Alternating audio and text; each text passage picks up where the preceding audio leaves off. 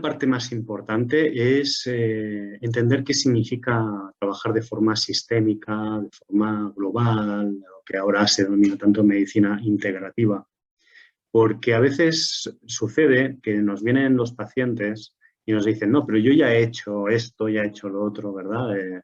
Por ejemplo, pues ya me he trabajado desde el punto de vista bioquímico, he hecho psiconeuroinmunología, y ya he ido a un osteópata, fui al dentista, me dijo que estaba todo bien, es decir, llevo unas plantillas y muchas veces lo que sucede es que estos diferentes profesionales que han atendido al paciente no hablan en un lenguaje común y no tienen una perspectiva unificada de hacia dónde queremos llevar o acompañar al paciente. Y esa es una parte importantísima. Vaya, creo que es la parte más vital de un trabajo realmente sistémico.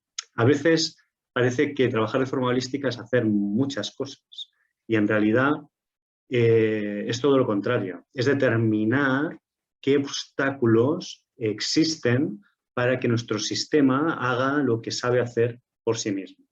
Y esa parte es, creo que, la más diferenciadora en lo que sería una medicina más convencional alopática, donde trabajamos desde sistemas compartimentados con una fisiología muchas veces no unificada, a un trabajo desde la medicina holística, donde entendemos el ser como un todo y además, lo más importante, es que confiamos en la capacidad que tiene esa persona en autorregularse, ¿no? Lo que hablaríamos de la autosanación.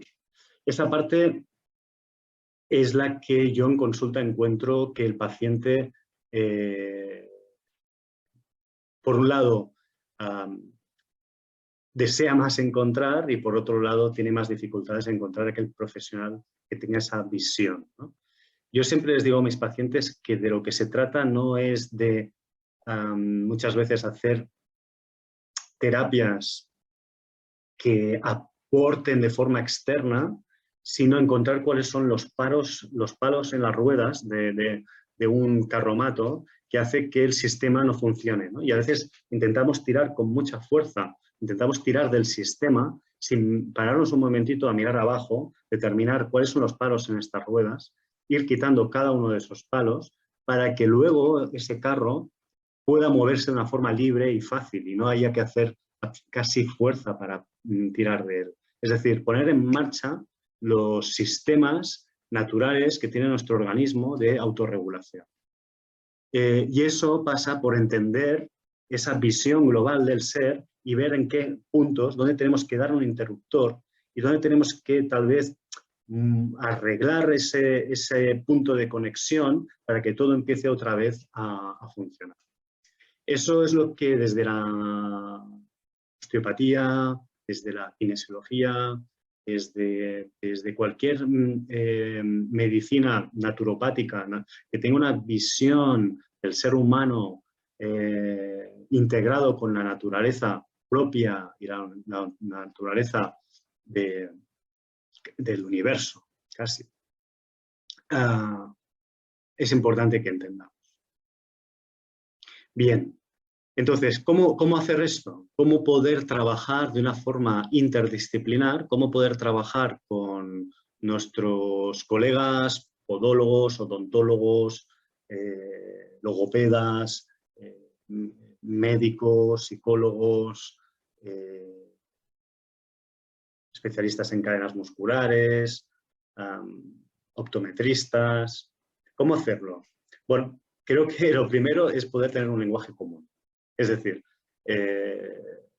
encontrar puntos afines en cómo entendemos al ser, cómo enfocamos y sobre todo cómo podemos testar con test que sean digamos, comunes a todas estas disciplinas para que hablemos un lenguaje común. Es decir, cuando yo derivo al podólogo y le diga, mira, he encontrado estos sistemas, él entienda de qué estoy hablando. Es decir, si yo le hablo a un podólogo con un lenguaje osteopático puro, no me va a comprender. Si yo le hablo de una lesión en flexión, una lesión en rotación, en side bending rotación, si yo le hablo de una primera costilla extendida, si yo le hablo de un hígado en inspire, es decir, si le hablo de estos conceptos, evidentemente no lo va a entender, igual que seguramente un podólogo cuando me habla a nivel avanzado biomecánico. Pero si hablamos en lenguajes por ejemplo, en posturología, hablamos de a qué nivel estructural, dónde está el bucle, si es un bucle superior o es un bucle inferior, hablamos de fascias, de niveles de profundidad de fascias, y él conoce ese lenguaje. Y entendemos que hay un conflicto, por ejemplo, a nivel neuromeningio que está alterando la información estereoceptiva del pie. Y comprendemos cosas que pueden ser afines a los diferentes campos, tanto de odontología, podología, optometría, logopedia, osteopatía, fisioterapia, medicina, psicología, etc.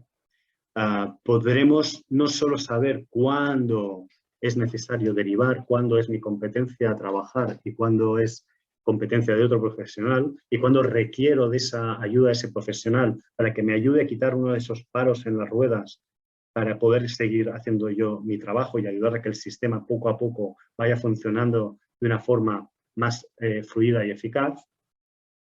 Si tengo esa capacidad de saber cuándo derivar y a quién derivar, voy a poder ayudar muchísimo más a mi paciente y los resultados van a ser más rápidos, más profundos y más duraderos. Entonces, cuando hablamos de odontología holística es exactamente lo mismo. A veces parece que la odontología holística significa hacer odontología con una visión más global. Sí, ¿no? Con una visión global del ser humano. Pero precisamente, si entendemos que la odontología es una visión del sistema bucodental, del sistema estognático, entendiendo al ser como una globalidad, es natural entender que muchas veces la intervención odontológica holística va a pasar por no intervenir en la boca. Y esa es una parte importantísima. Es decir, un podólogo que tenga una visión global del ser entenderá que aunque haya un problema de apoyos, haya un problema de distribución de cargas, tal vez ese problema de apoyos y de distribución de cargas no debe ser abordado desde el pie, sino tal vez debe ser abordado de la boca, o desde el sistema visual, o desde el sistema emocional, o integrando reflejos primitivos, o trabajando la parte bioquímica, o trabajando aspectos osteopáticos. Y el dentista holístico va a suceder también eso. A veces un odontólogo holístico va a comprender que primero es necesario liberar unas megaparasitajes. Habrá que liberar aquello que está repercutiendo en la oclusión, que no está en la boca, no está en el sistema oclusal, que no tiene que ver con la ATM, no tiene que ver con competencias del odontólogo, o tal vez sí, pero requiere primero limpiar unas capas que están sesgando la capacidad de que luego el odontólogo pueda ser el profesional que trabaje de una forma óptima este sistema. Y ahí está el arte de trabajar en equipo. No significa trabajar en equipo, uy, aquí veo un problema dental, te envío al odontólogo, sino primero entender de qué problema dental estamos hablando a grandes rasgos para poder determinar en qué profesional primero debo derivar. Si la etiología, si la causa primera se encuentra en la boca o se encuentra en otros niveles. Pongo un ejemplo. En posturología sabemos la gran acción propioceptiva que tiene un prisma postural. El prisma postural es una lente específica que va a dar informaciones propioceptivas y va a modificar cómo estoy yo recibiendo la información del exterior y cómo eso se integra en una reeducación propioceptiva donde modifico los patrones posturales que son consecuencia de mi percepción del exterior. ¿Sí? Por ejemplo, un prisma postural, los prismas posturales activos van a tener una gran repercusión sobre los músculos oblicuos y eso modifican automáticamente tensiones sobre cadenas musculares, distribución de cargas, distribución de pesos, pero también esa información propioceptiva repercute en informaciones trigeminales y van a tener también una repercusión sobre el sistema oclusal. Entonces, lo que nos encontramos cuando detectamos una persona, por ejemplo, que puede tener una sintomatología de tensiones a nivel de la nuca, de los hombros, limitación en la rotación, ya no os digo aspectos propioceptivos y del equilibrio típicos de un síndrome de deficiencia postural, como puede ser pues, vértigos, como puede ser problemas relacionados con el sistema neurovegetativo, trastornos típicos de lo que se llama un síndrome de deficiencia postural, que en otros vídeos y en otras ocasiones ya hemos comentado y que vamos a seguir hablando. Lo que vemos es que cuando tenemos una etiología de tipo visual, propioceptiva visual, y entra un prisma postural, lo que va a haber es una repercusión también sobre el ATM. De hecho, uno de los test clínicos que hacemos para valorar los cambios que se producen cuando colocamos un prisma postural es determinar el grado de apertura del ATM.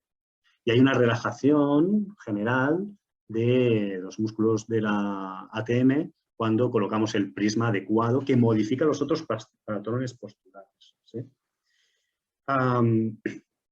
Pues hay una relación, ya desde el punto de vista fisiológico, por ejemplo, desde el nervio trigeminal, una relación directa entre sistema visual y oclusión, boca, tensiones a nivel de la ATM. Entonces, ¿qué es lo que sucede muchas veces?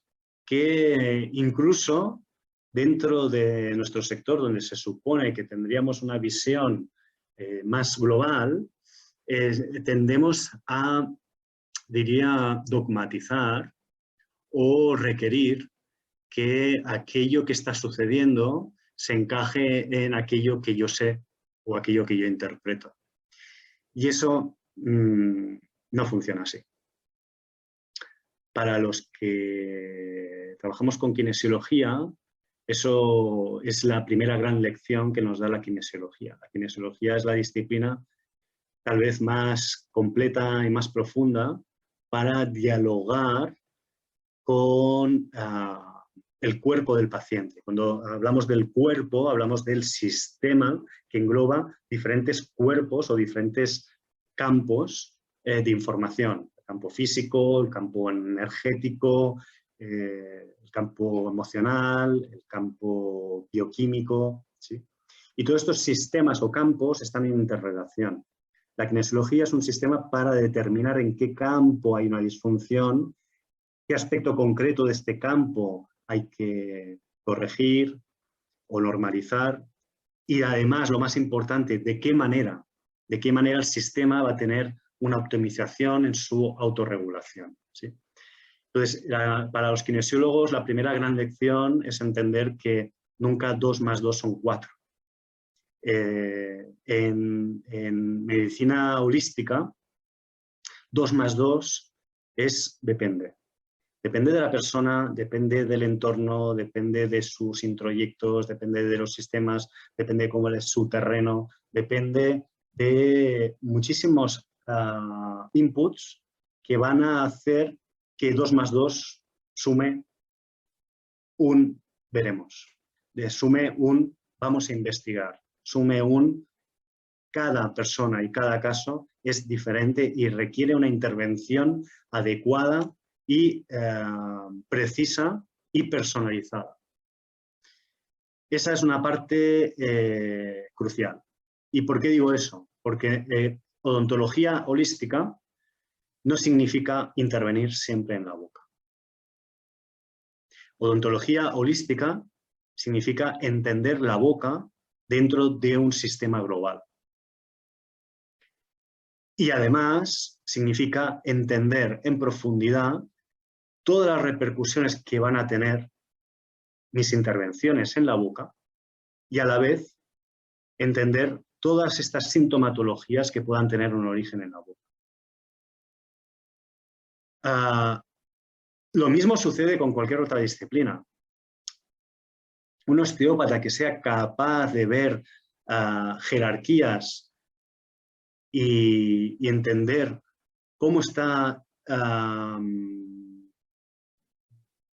funcionando un sistema y cuáles son estos palos en las ruedas, podrá entender que tal vez su trabajo pasa por primero haber derivado a un profesional que sea competente en la capacidad de eliminar ese obstáculo que va a hacer que mi información o la información que yo le dé al paciente o ayude a que esa información fluya no se pueda producir porque hay un sesgo, hay un obstáculo, hay lo que hablamos un parasitaje neurosensorial, neuroinformacional, emocional, etc.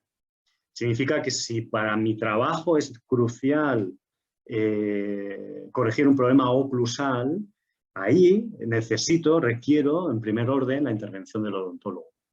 Pero a su vez, tal vez el odontólogo, para corregir un problema oclusal, va a requerir primero la acción del osteópata para que libere, pues no sé, un cráneo en compresión, o libere una simpaticotonía cervicocraneal, o libere tensiones sobre el nervio trigeminal, o etc. Entonces, ese trabajo requiere, primero, conocimiento de lo que hace mi colega, al que voy a derivar, conocimiento de lo que podemos hacer juntos, conocimiento de ese lenguaje en el que podamos hablar con códigos que conozcamos los 2, 3, 4, 5 profesionales que podamos intervenir en un trabajo integral y, sobre todo, requiere también conocer muy bien no solo lo que puede hacer un profesional, sino lo que puede hacer el profesional al que derivo. Es decir, no se trata de, acabo de detectar que hay un problema podal y necesito unas plantillas podoposturológicas, por ejemplo, o hay un problema oclusal y necesito que me corrija este problema oclusal, o hay un contacto prematuro, o hay un problema de un CAT, un compromiso de la articulación temporomandibular, pues vete al dentista. Evidentemente no es solo vete al dentista, es a qué dentista puedes ir a ver, y dentro de a qué dentista poder derivar con alguien de nuestro equipo, con alguien de nuestra confianza, alguien con el que hemos entablado muchas comunicaciones, con el que ya estamos acostumbrados a trabajar, incluso poder trabajar de una forma integral.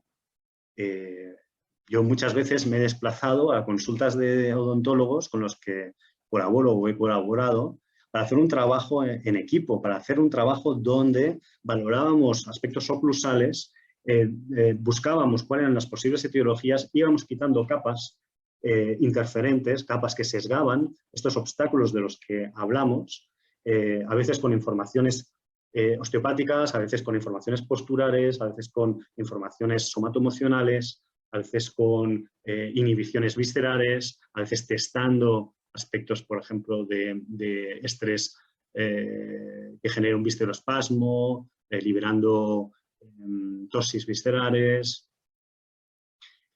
y ir comprobando cómo esas informaciones volvían a modificar nuestros test clínicos hasta ir poco a poco puliendo y perfilando la información más precisa y más ajustada para ese paciente. Y eso es un trabajo que normalmente no se hace. Es decir, no tenemos tiempo muchas veces o no tenemos el conocimiento para hacer un trabajo de esta forma. Entonces, vete al optometrista, vete al podólogo, vete al odontólogo, pero ¿cómo podemos trabajar juntos? En el mismo momento, en el mismo espacio, con el mismo paciente, para que el resultado de nuestras informaciones no sean la suma de informaciones separadas, sino sean informaciones resultado de un conjunto terapéutico dirigido en aquel momento preciso. Porque tenemos que pensar, por ejemplo, si hablamos de oclusión, que la oclusión varía constantemente. Es decir, cuando contemos un contacto prematuro, ¿no? Hay la línea de la reeducación neurooclusal, de la RNO, que la línea, digamos, más tradicional, más clásica, lo que buscaba era hacer un equilibrado oclusal con limajes selectivos o subir dimensiones verticales según qué piezas para llevar esa oclusión a un punto óptimo de contacto. Pero esa oclusión depende de tantos aspectos, depende Evidentemente, primero debemos comprender que la oclusión depende de la cadena de deglución, no de la lengua, de la cadena de deglución. Es decir, la deglución condiciona, es el primer paso a la oclusión. Pero esa deglución depende de muchísimos aspectos, de una cadena lingual, una cadena orofaringia, no solo de la lengua. La lengua vuelve a no ser un sistema aislado. Forma parte de una cadena muscular, una cadena víscero-anterior que puede depender de muchísimos otros aspectos. Entonces, hacer una reeducación lingual para mejorar la oclusión no significa solo hacer ejercicios de lengua, colocar arriba, colocar ejercicios de labios, trabajar solo esa esfera, sino significa trabajar todas las cadenas que tienen que ver con esa cadena lingual, que es toda la cadena de enrollamiento de la cadena anteromedial, básicamente. ¿Sí?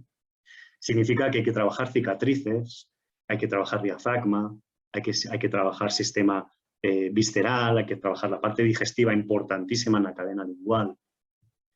Entonces, un problema de deglución que condiciona la oclusión a veces es derivado al logopeda para que reeduque la lengua. Sí, efectivamente, es muy importante ayudar a recolocar esta lengua, a tener una mejor propiocepción de esta lengua. Pero si el problema propioceptivo es general, si nos encontramos, por ejemplo, con niños que su propiocepción es muy disfuncional, antes de reeducar la lengua tenemos que reeducar las vías centrales propioceptivas.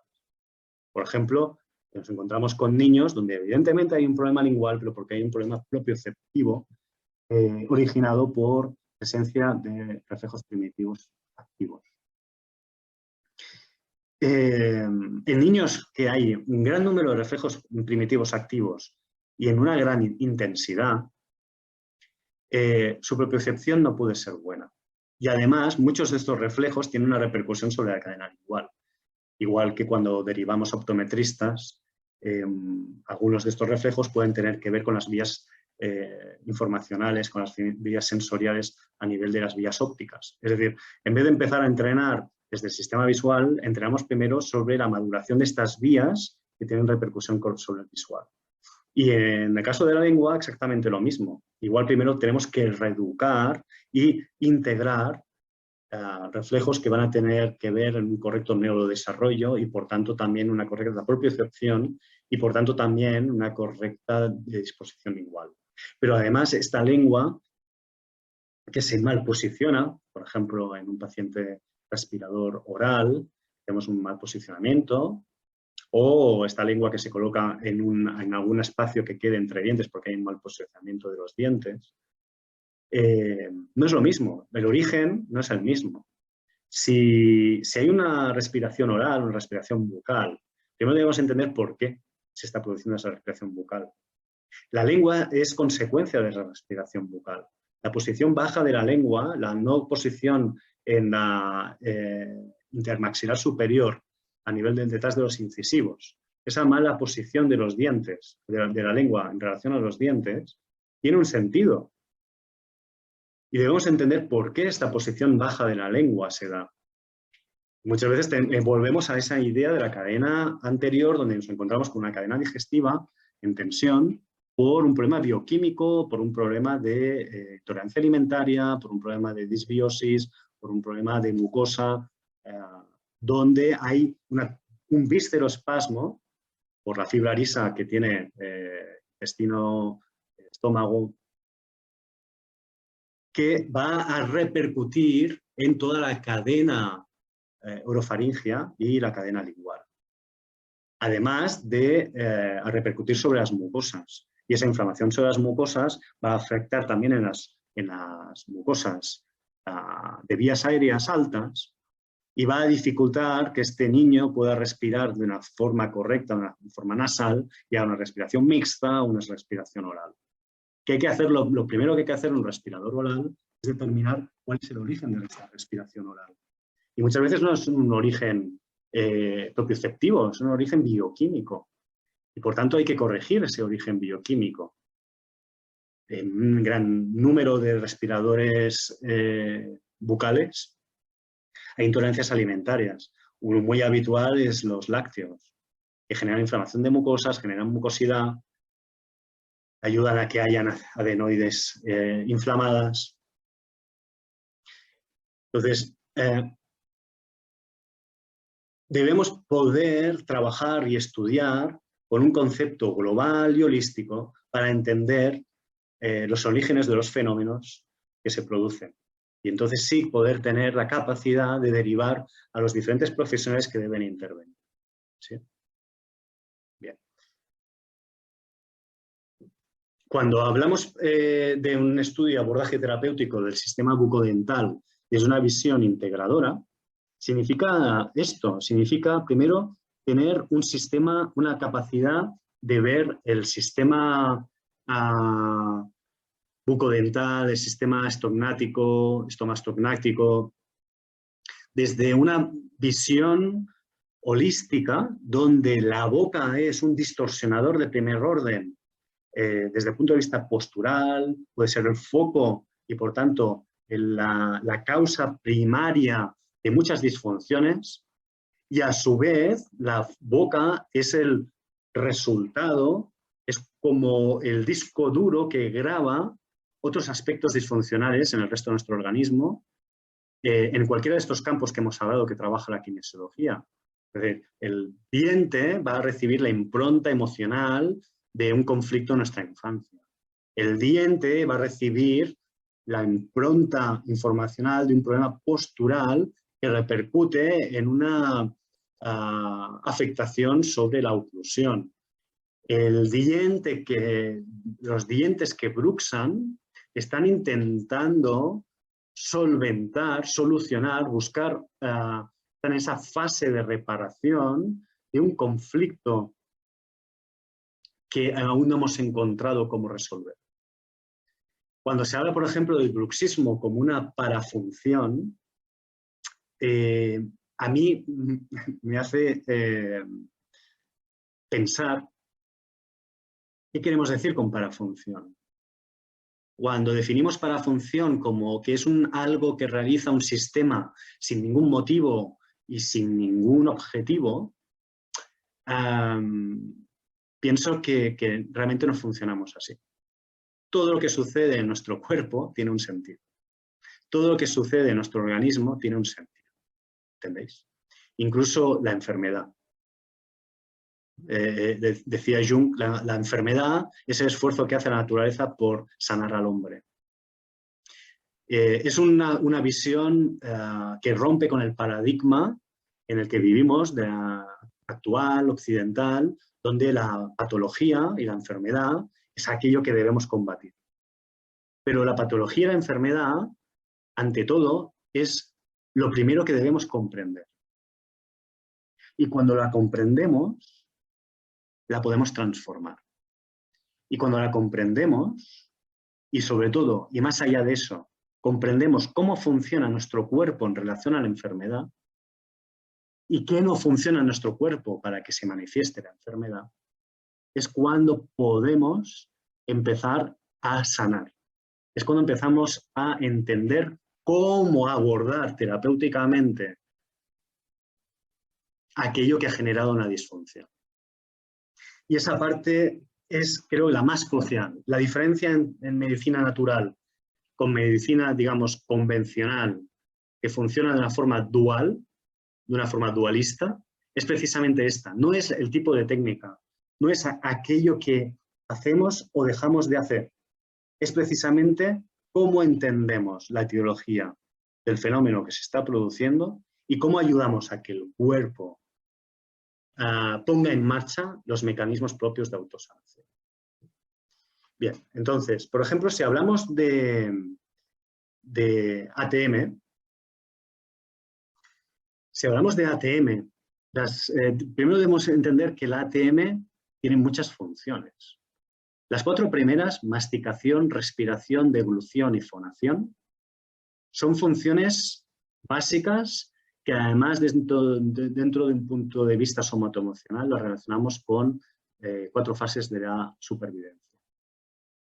Pero luego tiene funciones sobre la postura, sobre la protección del cerebro, sobre la absorción del estrés, sobre los procesos digestivos, efectivamente, y también sobre la audición.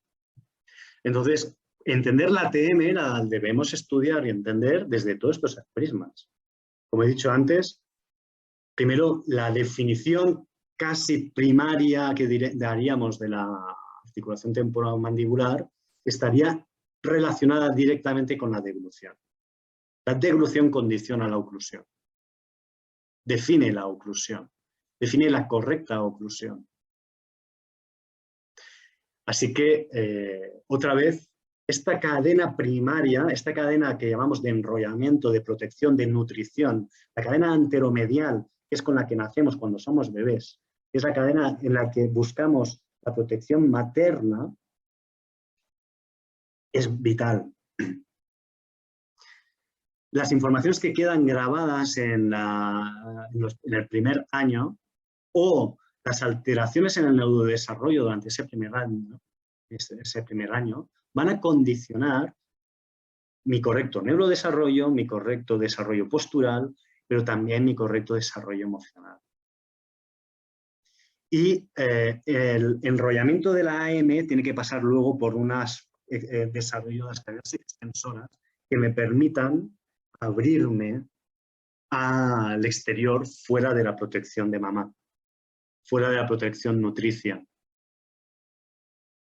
Por eso, todo lo que tiene que ver con el digestivo, donde incluimos también la boca, tiene una relación directa con la parte nutricional, con la parte de protección de la madre. Entonces, ¿desde qué aspectos debemos atender y entender la articulación temporomandibular? Entender la ATM primero como un sistema 100% proprioceptivo, altamente inervado, en relación con una cápsula articular que envía informaciones al cerebro en un porcentaje altísimo. Y en relación con un sistema trigeminal, que podemos decir que es la conexión entre el sistema simpático y parasimpático, un sistema puente desde el punto de vista neuromeningio. Un sistema que nos interrelaciona meninges craneales con meninges espinales. El sistema que da explicación a la relación entre dientes y el resto de nuestro organismo. El sistema que da explicación a muchísimos fenómenos disfuncionales que van a tener un reflejo en otras partes de nuestro cuerpo, no solo en la boca. También la relación del ATM con el sistema nervioso vegetativo. Y cuando hablamos del sistema nervioso vegetativo, nos referimos a todos los aspectos de regulación simpática, parasimpática, pero también a todas las implicaciones viscerales, todas las implicaciones visceroemocionales y todas las implicaciones somatoemocionales. Cuando hablamos del sistema nervioso vegetativo y hablamos de emoción, hay esa vinculación automática, fisiológica. Es decir, no podemos hablar de emoción sin hablar de cómo la emoción está gestionada por el sistema nervioso vegetativo. Cuando hablamos de biomecánica y la limitamos exclusivamente a una biomecánica de temporomandibular, una mecánica de cervicocraneal, una mecánica oclusal, una mecánica, si queréis, incluso craneosacral para los osteópatas, volvemos a estar en un sesgo conceptual.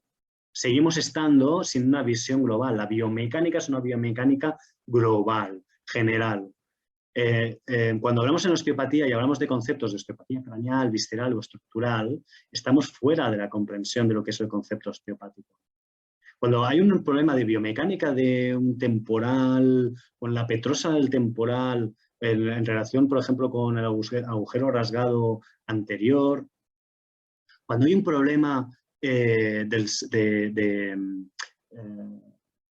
por ejemplo, de una lesión intraósea del occipital que afecte sobre agujero rasgado posterior y sobre la salida del nervio espinal, por ejemplo. No podemos hablar solo de ese aspecto biomecánico general, sino tenemos que entender cuáles han sido los mecanismos, las cadenas que han repercutido en esa disfunción biomecánica que pueden encontrarse en el pie, pueden encontrarse en la pelvis, pueden encontrarse en una víscera, pueden encontrarse en una irritación de un nervio, pueden encontrarse en una alteración en el movimiento diafragmático. Y esa parte es importantísima porque es la que hace que entendamos que un problema oclusal, por ejemplo, puede tener una etiología podal o una etiología pélvica. Cualquier otra alteración biomecánica que tenga compensaciones luego en cadenas ascendentes, porque también el concepto de cadenas ascendentes ya es un concepto que queda como muy lejos en el pasado. Las cadenas en realidad no son ascendentes ni descendentes, son bucles de cadenas que se retroalimentan y que trabajan en todos los planos del espacio. Ascendente, descendente, antero-posterior, derecha-izquierda. Cadenas cruzadas, cadenas laterales. Y lo que sucede en una cadena ascendente tiene una repercusión en una cadena descendente. Por lo tanto, lo que sucede en el pie tiene una repercusión en la boca y lo que sucede en la boca tiene una repercusión en el pie. Esa es una parte importantísima a entender dentro del aspecto posturológico. Luego, todo el concepto de focos, que es un concepto también muy complejo. Cuando encontramos un foco en la boca, si por ejemplo hay un foco, un granuloma en una pieza dental, en una zona alveolar, evidentemente tenemos que limpiar ese foco, pero también debemos entender con qué está relacionado este foco y cuál es el origen del foco. Y el origen del foco puede no estar en la boca. El origen de un granuloma puede ser un origen visceral. De la odontología neurofocal nos relaciona ese foco con otras partes del cuerpo, pero también ese bucle es de retorno. Otras partes del cuerpo pueden generar un foco en esa pieza. Un foco físico, tisular, o también un foco energético, electromagnético o emocional. Es decir, cuando ya estamos conociendo cada vez más en profundidad relaciones en simbología o en codificación biológica en relación a un conflicto emocional y un diente, es porque ese conflicto emocional tiene una diana en una zona orgánica que no tiene por qué estar en el diente. Tiene un conflicto que va a afectar sobre un órgano que a la vez va por comunicaciones electromagnéticas, energéticas, incluso si queremos fisiológicas, va a tener una engrama en ese foco cerebral que tiene una comunicación con el diente.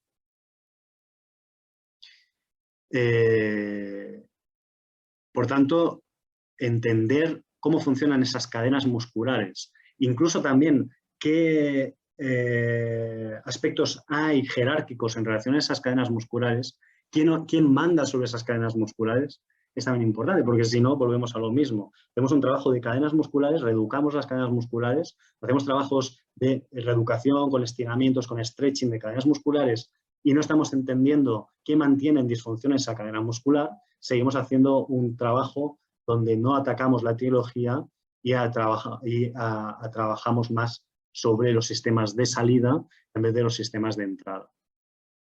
Entender el sistema cráneo-sacro en relación a la oclusión también es importantísimo, es vital, pero el sistema cráneo-sacro otra vez está relacionado con todo el sistema de nuestro organismo. No podemos hablar de, yo estoy especializado en osteopatía cráneo-sacral. Bueno, entonces no haces osteopatía. Si te especializas en osteopatía cráneo-sacral, no haces osteopatía. Eso lo siento por mis colegas, pero hay que decirlo así. El que hace osteopatía visceral no está haciendo osteopatía. El que hace osteopatía estructural no está haciendo osteopatía. El que hace solo osteopatía craneal y no atiende las relaciones de este sistema cráneo-sacro con el visceral, con el emocional, con el estructural, con el energético, con el vascular, con el tisular, con el neuromeningio, no está haciendo osteopatía. El que hace osteopatía visceral y descuida todas las aferencias y eferencias que va a recibir esa víscera, descuida la información simpática y parasimpática y por tanto todo el eje raquídeo, o descuida las comunicaciones fasciales que hay entre esa víscera y sus sistemas ligamentarios con todas las cadenas musculares, tanto ascendentes como descendentes, como ese grupo de cadenas de las que hemos hablado, no está haciendo osteopatía. Y el que se limita a hacer una osteopatía estructural sin entender que esa estructura depende de otras estructuras como la craniosacral y la visceral, no está haciendo osteopatía. Y eso es algo que está sucediendo en nuestro campo y en nuestro sector. En el momento en que hemos empezado a dividir, poner segmentos en la práctica osteopática, ya no estamos en el concepto osteopático. Estamos perdiendo precisamente el hecho diferenciador más importante de esta práctica manual. Entender que la osteopatía, ¿no? Como decía Steele, la fascia es una. El sistema es íntegro, cuerpo, mente y espíritu. Y esa es la práctica osteopática en su origen. La práctica osteopática que nos lleva a una excelencia terapéutica y a una comprensión global del ser humano. Si solo practicamos una parte de la osteopatía, estamos cojos a la hora de entender y de poder atender a nuestro paciente de una forma global.